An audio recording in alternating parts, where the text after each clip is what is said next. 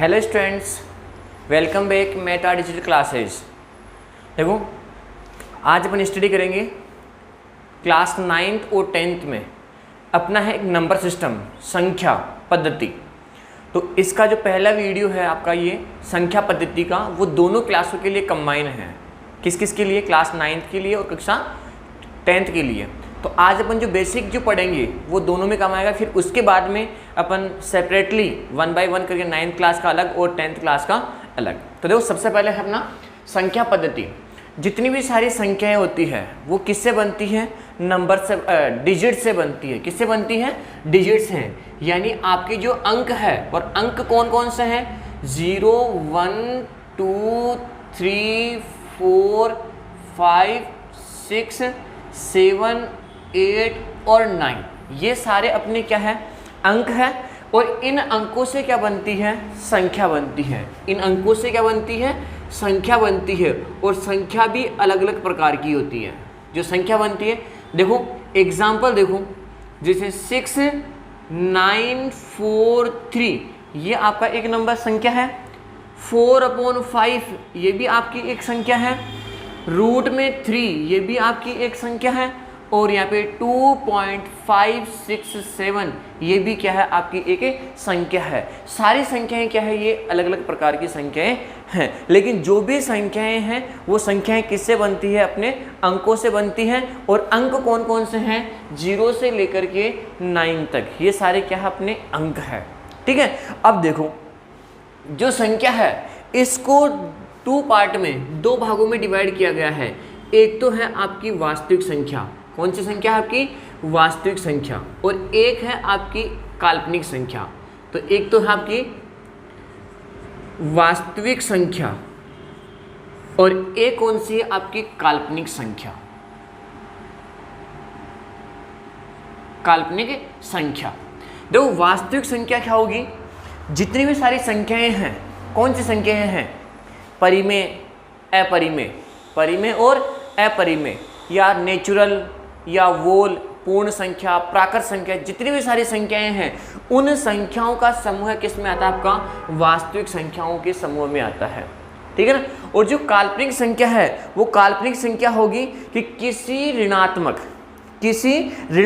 संख्या के वर्गमूल, किसी ऋणात्मक संख्या के वर्गमूल, यानी ये कोई संख्या है और वर्गमूल में है और ये किस में है? आपकी ऋणात्मक में है।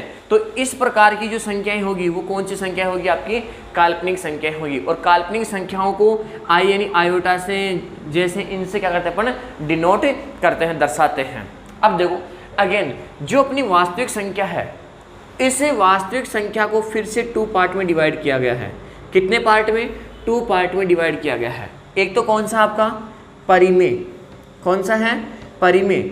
और एक कौन सा? आपका अपरिमेय, जो अपने सिलेबस में सबसे इम्पोर्टेंट है ये, और इन्हीं के बारे में अपन स्टडी करेंगे। देखो, परिमेय और अपरिमेय संख्याएं क्या होती हैं? परिमेय और अपरिमेय संख्याओं का जो समूह होगा वो क्या होगा? आपका वास्तविक संख्याओं का समूह होगा। लेकिन परिमेय संख्या कौन सी होगी और अपरिमेय संख्या कौन सी होगी? परिमेय संख्या किसे कहते हैं? वह संख्या जिसे P/Q के रूप में, वह संख्या जिसे P/Q के रूप में लिखा जा सके, लेकिन Q का मान क्या नहीं होना चाहिए? 0 नहीं होना चाहिए। और P व Q ये दोनों ही क्या होने चाहिए? आपके पूर्णांक। दोनों ही क्या है? आपके ये पूर्णांक। तो परिमेय संख्या की परिभाषा, तो वह संख्या जिसे P/Q के रूप में लिखा जा सके, वह संख्या जिसे P/Q के रूप में लिखा जा सके, उसे क्या कहते हैं? परिमेय संख्या कहते हैं। और इसमें Q का मान क्या नहीं होना चाहिए? 0 नहीं होना चाहिए। P और Q दोनों क्या आपके ये पूर्णांक संख्या है। देखो पूर्णांक संख्या एग्जाम्पल देखो, जैसे 4/5, 4/5, 3/5, 15, ये भी आपकी एक परिमेय संख्या है। क्यों है? क्योंकि इसके डिवाइड में क्या लगा सकते हैं? 1 लगा सकते हैं। 0 भी आपकी एक परिमेय संख्या है। क्यों? क्योंकि इसके डिवाइड में क्या लगा सकते हैं? 1 लगा सकते हैं। तो ये सारी जो संख्याएं, ये कौन संख्या? आपकी परिमेय संख्याएं हैं। अब देखो, अपरिमेय संख्या, जिस संख्या को p बटा q के रूप में नहीं लिखा जा सके, यानी जिसका मान क्या होगा, इन्फिनिटी होगा, उससे कौन संख्या होगी आपकी, अपरिमेय संख्या होगी। और अपरिमेय संख्या देखो पाई, √2, √3, इस प्रकार की जो संख्याएं हैं, कौन सी संख्या होगी आपकी, अपरिमेय संख्याएं। तो अपरिमेय संख्या किसे कहते हैं, जिस संख्या को p बटा q के रूप में नहीं लिखा जा सके, अर्थात जिसका मान क्या होगा, अनंत होगा, वो कौन सी संख्या होगी आपकी, परिमेय संख्या, अपरिमेय संख्या होगी। और परिमेय संख्या क्या होगी, जिस संख्या को p बटा q के रूप में लिखा जा सके, लेकिन q का मान क्या नहीं होना चाहिए, 0 नहीं होना चाहिए, p और q दोनों क्या होने चाहिए आपके, पूर्णांक होने चाहिए। ठीक है, अब देखो नेक्स्ट, जो अपनी परिमेय संख्या है, फिर से इसको 2 पार्ट में डिवाइड किया गया है। कितने पार्ट में, 2 पार्ट में। एक तो है आपका पूर्णांक, क्या आपका पूर्णांक, और एक है आपका भिन्न। कौन सा, भिन्न। तो पूर्णांक संख्या क्या होगी, जितनी भी प्राकृत संख्याएं हैं उनको ऋणात्मक में, और 0 को शामिल करने पर जो समूह बनेगा वो किसका समूह बनेगा, आपका पूर्णांक संख्याओं का समूह है। तो जो संख्याएं माइनस इन्फिनिटी से लेकर के प्लस इन्फिनिटी तक, यानी जो संख्याएं ऋणात्मक और धनात्मक और जिसके साथ में 0 भी इंक्लूड होगा, वो संख्याएं कौन सी होगी आपकी, उस प्रकार का जो समूह होगा वो कौन सा होगा, पूर्णांक संख्याओं का समूह है। देखो -4, -3, -2, -1, 0, 1, 2, 3 ... ये लो। तो इस प्रकार का जो समूह है वो क्या होगा, आपका पूर्णांक संख्याओं का समूह होगा। अब देखो जो भिन्न संख्या है, भिन्न संख्या किसे कहते हैं, जिसको अंश बटा हर के रूप में, जिसको अंश बटा हर के रूप में लिखते हैं, कौन सी संख्या होगी आपकी, भिन्न संख्या होगी। अब देखो नेक्स्ट, जो पूर्णांक संख्या है, इस पूर्णांक को फिर से 2 पार्ट में डिवाइड किया गया है। और 2 पार्ट कौन कौन से हैं, एक तो है आपका कौन सा, प्राकृतिक, और एक है आपका कौन सा, पूर्ण संख्या। कौन सी संख्या, पूर्ण संख्या। तो देखो प्राकृतिक संख्या किसे कहते हैं, जिन संख्याओं को वस्तुओं को गिनने के काम में ली जाती हो, अर्थात वे संख्याएं जो 1 से शुरू हो, कौन सी संख्या होगी आपकी, प्राकृत संख्या होगी। कौन संख्या होगी आपकी, प्राकृत संख्या। तो देखो प्राकृत संख्या को किससे लिखते हैं, n से। तो देखो यहाँ पे जाएगा 1, 2, 3, 4 ... यानी जो संख्या 1 से शुरू हो रही है, या जिन संख्याओं को काउंटिंग में जिनकी गिनती की जा सकती हो, कौन सी संख्या होगी आपकी, पूर्ण संख्या होगी। और जिन प्राकृत संख्याओं में 0 को शामिल करने पर, जिन प्राकृत संख्याओं में 0 को शामिल करने पर जो समूह बनेगा वो कौन सा होगा, आपका पूर्ण संख्याओं का समूह होगा। ठीक है, अब देखो जो प्राकृतिक संख्या है, इसको फिर से आपने डिवाइड किया गया 5 पार्ट में। एक तो है आपका सम, एक कौन सा आपका विषम, एक कौन सा आपका भाज्य, एक कौन सा आपका अभाज्य, और एक है आपका सह अभाज्य, सह अभाज्य। देखो सम संख्या, विषम संख्या, भाज्य संख्या, अभाज्य संख्या और सह अभाज्य संख्या, ये किसके पार्ट है, सारे प्राकृत संख्या के। ये सारे संख्याएं मिलकर कौन सी संख्या बनाती है आपकी, प्राकृत संख्या। प्राकृत संख्या और पूर्ण संख्या मिलकर क्या बनाती है, पूर्णांक संख्या। और पूर्णांक संख्या और भिन्न संख्या मिलकर क्या बनाती है, परिमेय संख्या। परिमेय और अपरिमेय के मिलकर क्या बनाती है आपकी, वास्तविक संख्या। जो संख्या पूर्ण है वो संख्या क्या नहीं है, प्राकृत संख्या। लेकिन पूर्ण सारी प्राकृत संख्याएं कौन सी है, पूर्ण संख्या है। अब जो प्राकृत और पूर्ण संख्या है वो पूर्णांक है, लेकिन पूर्णांक जो संख्या है वो ना तो प्राकृत है और ना ही क्या आपकी पूर्ण संख्या है। ठीक है, अब सम, विषम, भाज्य, अभाज्य और सह अभाज्य। दो विषम संख्या, जो संख्या 2 से डिविजिबल होती है, जो संख्या 2 से पूर्णतः विभाजित होती है, कौन सी संख्या होगी आपकी, सम संख्या होगी। और जो 2 से विभाजित नहीं होती है वो कौन सी होगी आपकी, विषम संख्या होगी। अब देखो भाज्य और भाज्य, वह संख्या जो स्वयं से और किसी अन्य संख्या से भी विभाजित हो, वह संख्या जो स्वयं से और किसी अन्य संख्या से भी विभाजित हो तो कौन सी संख्या होगी आपकी, भाज्य संख्या। एग्जाम्पल देखो, जैसे 4 है, 4 2 से भी डिविजिबल है और स्वयं से भी, यानी 2 से भी विभाजित है और खुद से भी विभाजित है, तो ये संख्या कौन सी होगी आपकी, भाज्य संख्या होगी। 6, 8, 9 इस प्रकार की संख्या। जो संख्या केवल और केवल स्वयं से डिविजिबल होती है, स्वयं से विभाजित होती है, कौन सी होगी आपकी, अभाज्य संख्या। एग्जाम्पल देखो 2, 2 से 2 से डिवाइड होगा, 3 से डिवाइड होगा, 5 से डिवाइड होगा, 7 से डिवाइड होगा, इस प्रकार की। और सह अभाज्य संख्या क्या होगी, जिसमें दो संख्याएं a और b, इन दोनों संख्याओं का HCF, इन दोनों संख्याओं का HCF क्या होगा, 1 होगा। तो ये दोनों संख्याएं कौन सी होगी आपकी, सह अभाज्य संख्याएं होगी। कौन सी संख्या होगी आपकी, सह अभाज्य संख्या। ठीक है, अब देखो एक नेक्स्ट है, सभी प्राकृत संख्याएं, सभी प्राकृत संख्याएं क्या होती हैं, पूर्ण संख्याएं होती हैं, लेकिन सभी पूर्ण संख्याएं प्राकृत संख्याएं नहीं होती। सभी पूर्ण संख्याएं सभी पूर्णांक संख्या होती है, लेकिन सभी पूर्णांक संख्याएं सभी पूर्ण संख्या नहीं हो सकती। ठीक है ना। सबसे छोटी प्राकृत संख्या क्या है, 1। सबसे छोटी पूर्ण संख्या क्या है, 0। सबसे छोटी विषम संख्या क्या है, 2। सबसे छोटी विषम संख्या क्या है, 1। सबसे छोटी भाज्य संख्या क्या है, 4। सबसे छोटी अभाज्य संख्या क्या है, 2। और ये 2 ही एक ऐसी मात्र अभाज्य संख्या है जो सम संख्या है, बाकी सारी संख्याएं कौन सी है, विषम संख्याएं हैं। ओके, तो ये है बेसिक किसके बारे में, इन प्राकृतिक संख्याओं के बारे में। ठीक है, तो ये चार्ट जो आपको बनाना है वो अच्छे से अपनी नोटबुक में बनाना है। जैसे जैसे मैं बनाऊंगा वैसे वैसे आपको अपनी नोटबुक के अंदर क्या करना है, इसको नोट करना है, इस चार्ट को। ठीक है, तो देखो सबसे पहले ये तो मैंने समझाया है, अब इस चार्ट को अपनी कॉपी के अंदर आपको कैसे बनाना है वो देखना है पहले एक बार, और विद एग्जाम्पल सहित आपको अपनी कॉपी के अंदर इसको क्या करना है, नोट करना है। ठीक है ना। तो देखो सबसे पहले संख्या है, संख्या पद्धति। ठीक है, सबसे पहले क्या लिखोगे यहाँ पे, अंक। और अंक कौन कौन से हैं, 0, 1, 2, 3, 4, 5, 6, 7, 8 और 9। अपनी नोटबुक के अंदर इस चार्ट को पूरा कंप्लीट छापना है। ठीक है, तो देख लो एक बार, मैं दोबारा बना रहा हूँ इसको। सबसे पहले अंक से जो संख्या है वो किससे बनती है, अंकों से, यानी संख्या अंकों से बनती है। अब संख्या कौन कौन सी है, एग्जाम्पल देखो, 4, 6, 9, 5, 2.56, √3 और यहाँ पे 4/5, इस प्रकार की और भी एग्जाम्पल आगे। ठीक है, अब इस संख्या को कितने पार्ट में, 2 पार्ट में डिवाइड किया गया है। कितने पार्ट में, 2 पार्ट में डिवाइड किया गया है। एक कौन सा आपका, वास्तविक संख्या है। कौन सी संख्या, वास्तविक संख्या। और दूसरा पार्ट कौन सा आपका, काल्पनिक संख्या।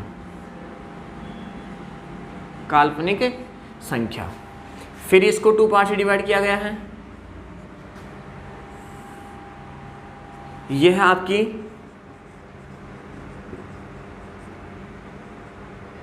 परिमेय संख्या, और यह है आपकी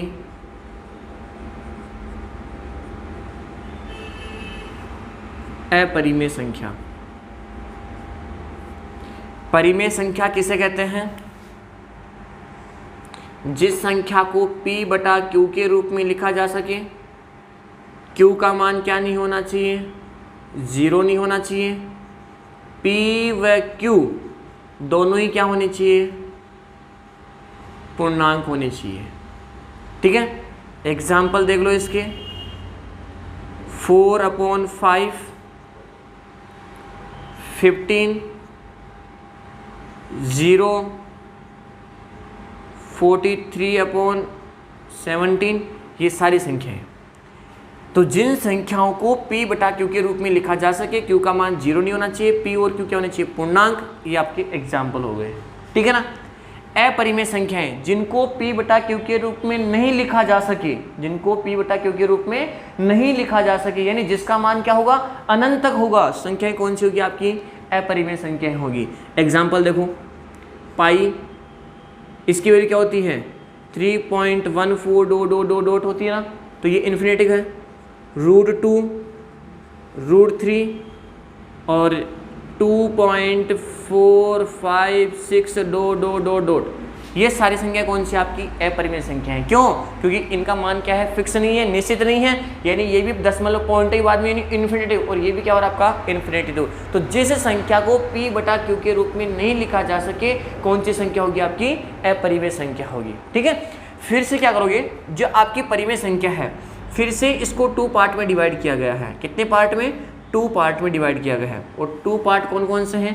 देखो, एक तो है आपका पूर्णांक, क्या है आपका पूर्णांक, पूर्णांक संख्या, और एक कौन सी आपकी भिन्न संख्या, कौन सी संख्या है, भिन्न संख्या।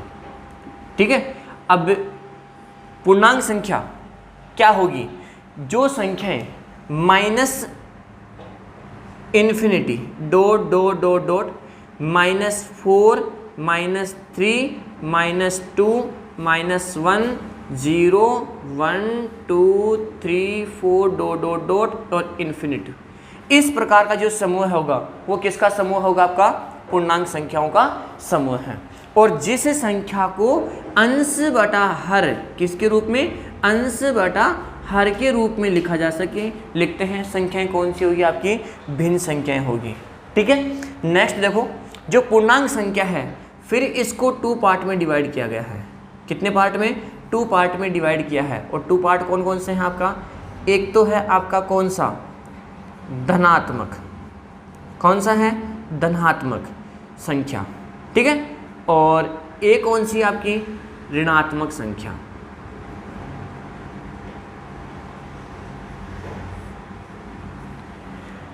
एक तो धनात्मक संख्या है और एक कौन सी आपकी ऋणात्मक संख्या। धनात्मक संख्या कौन सी है, 1 2 3 4 डॉट डॉट डॉट डॉट, और जिन संख्या जो आपने धनात्मक लिखी है इन संख्याओं के आगे क्या लगा देंगे, माइनस का चिन्ह लगा देंगे। तो कौन सी संख्याओं का समूह हो जाएगा, ऋणात्मक संख्याओं का समूह हो जाएगा। कौन सी संख्याओं का समूह हो जाएगा, आपका ऋणात्मक संख्याओं का समूह हो जाएगा। तो देखो ये हो जाएगा 1 2 3 4 5 डॉट डॉट डॉट, और यहाँ पर हो जाएगा -1 -2 -3 -4 -5 डॉट डॉट डॉट डॉट। तो ये जो समूह होगा इसमें सारी संख्याएं प्लस में है, और जिन धनात्मक संख्याओं के आगे क्या लगा दिया, अपने माइनस का चिन्ह लगा दिया, तो ये किसका हो गया, आपका ऋणात्मक संख्याओं का समूह हो गया। अब जो धनात्मक संख्याएं हैं फिर से इसको 2 पार्ट में डिवाइड किया गया है। कितने पार्ट में डिवाइड किया गया, इसको 2 पार्ट में डिवाइड किया गया है। और 2 पार्ट कौन कौन से हैं, देखो, एक तो है आपका प्राकृत संख्याओं का समूह है। कौन सा है, प्राकृत संख्याओं का समूह है। और एक कौन सा होगा, पूर्ण संख्याओं का समूह है। तो ये हो गया आपका प्राकृत संख्या, और यहाँ पर कौन सी संख्या है आपकी, पूर्ण संख्या, पूर्ण संख्या।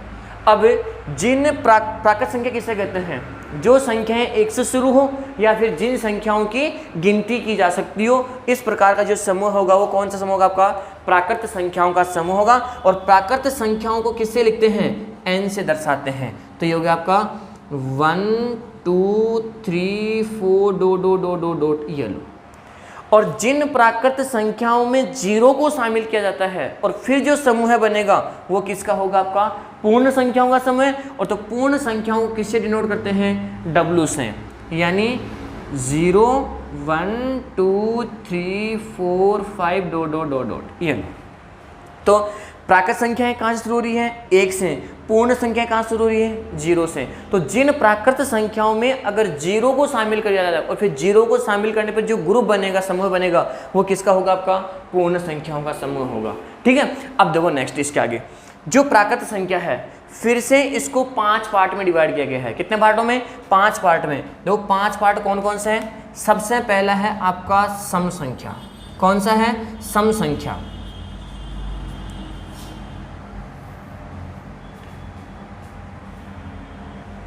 सम संख्या। फिर कौन सा है आपका, विषम संख्या। फिर कौन सा आपका, भाज्य संख्या। फिर कौन सा आपका, अभाज्य संख्या। और फिर कौन सा आपका, सह अभाज्य संख्या। देखो सम संख्या, विषम संख्या, भाज्य संख्या, अभाज्य संख्या और सह अभाज्य संख्या, ये किसके पार्ट हैं, इस प्राकृत संख्या के पार्ट हैं। सम संख्या किसे कहते हैं, तो वह संख्या जो 2 से डिविजिबल हो, जिस संख्या में 2 का पूरा पूरा भाग जाएगा, कोई क्या होगा आपकी सम संख्याओं का समूह होगा। कौन सी संख्या होगा? सम संख्याओं का समूह होगा। और जो इसके एग्जाम्पल है वो देखो 2, 4, 6 इस प्रकार का। और जो संख्याएं 2 से विभाजित नहीं हैं, जो संख्याएं 2 से पूर्णतः विभाजित नहीं हैं, क्या होगा आपका? विषम संख्याओं का समूह होगा। तो जाएगा 1, 3, 5, 7 डॉट डॉट डॉट।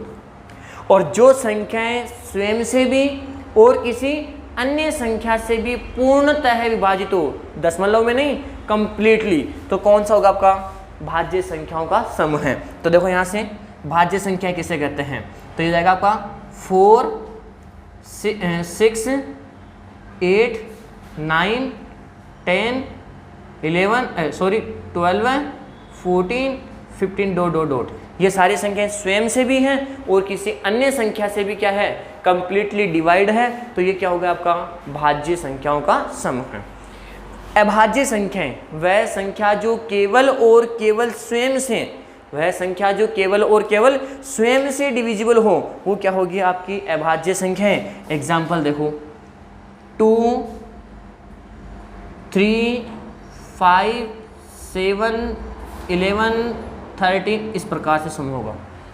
और सह अभाज्य संख्याएं क्या होगी?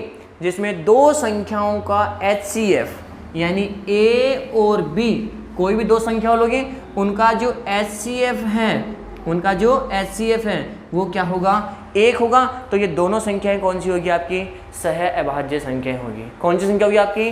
सहअभाज्य। तो ये पूरा कंप्लीट आपका संख्याओं को चार्ट बनाया हुआ है। अब जो छोटी छोटी जो मेन जो पॉइंट जो बातें हैं मतलब तो आपको सबसे पहले देखो एक बार, 0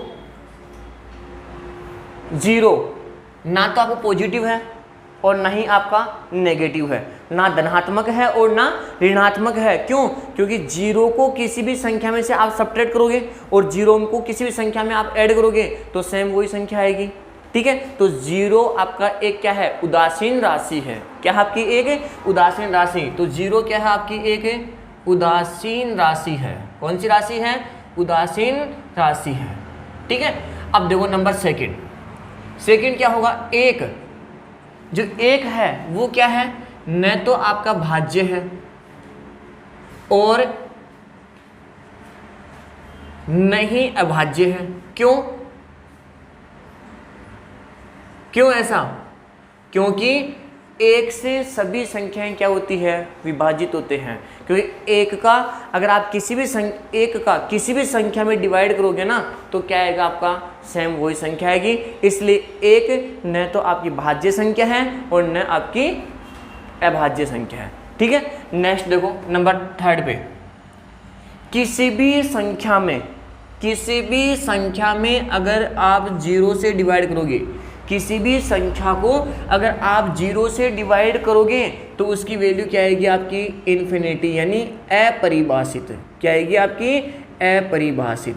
किसी भी संख्या को अगर आप 0 से डिवाइड करते हैं तो जो वैल्यू आएगी वो क्या आएगी? आपकी अपरिभाषित यानी इन्फिनिटी आएगी। लेकिन अगर मैं 0 को किसी भी संख्या से अगर डिवाइड करोगे तो उसकी वैल्यू क्या आएगी? हमेशा 0 ही आएगी। तो यहाँ पे 3 पॉइंट है। 0 आपकी उदासीन राशि है, ना तो ये पॉजिटिव में है और ना ही ये नेगेटिव में है। 1 न भाज्य है और न ही अभाज्य है। 4/0 इसका मतलब किसी भी संख्या में अगर आप 0 का भाग दोगे तो उसकी वैल्यू क्या आएगी? अपरिभाषित। और अगर 0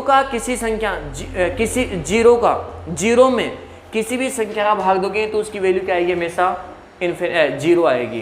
ठीक है, नेक्स्ट देखो नंबर 5 क्या है? ये 2 है ना, 2 यह